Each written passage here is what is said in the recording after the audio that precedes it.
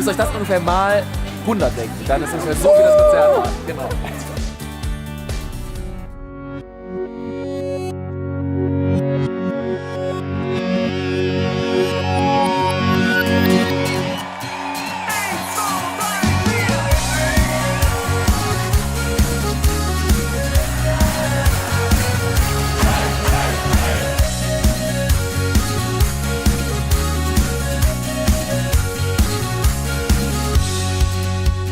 Ich persönlich kann mir das noch gar nicht vorstellen, weil letztes Jahr hatten wir knapp die Hälfte davon, so 650 bis 700 Leute hier und das war schon ziemlich voll und jetzt kommen einfach mal doppelt so viele. Irgendwie, ja, ich kann es noch nicht so richtig realisieren. Wahrscheinlich gleich, wenn die Leute da stehen und dann werde ich auch ziemlich nervös.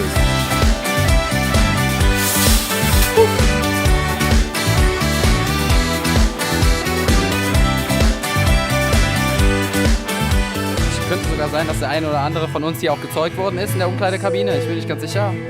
Aber die Eltern ja auch alle hierher kommen fast. Und wir freuen uns immer hier zu spielen. Das ist was ganz Besonderes hier im Waldbad.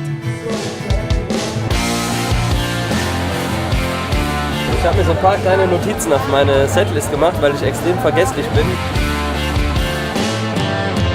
Ich kehre jetzt in mich, das ist so die Zeit kurz vorm Auftritt, wo ich dann nochmal ein bisschen Sachen in meinem Kopf durchgehe. Aber es ist eigentlich vergebens. Eigentlich könnte ich jetzt auch an die Theke gehen. Dann konnte überhaupt nicht.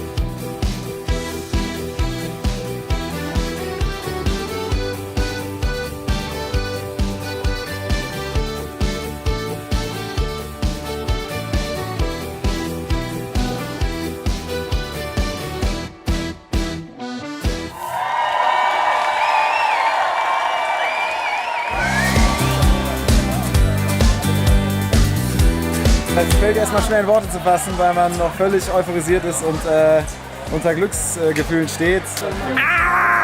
Müsst euch das ungefähr mal 100 denken. Dann ist es ungefähr so wie das Konzert war. Genau. Das ist definitiv was man nicht so oft erlebt und man ist dankbar dafür, dass man das erleben darf.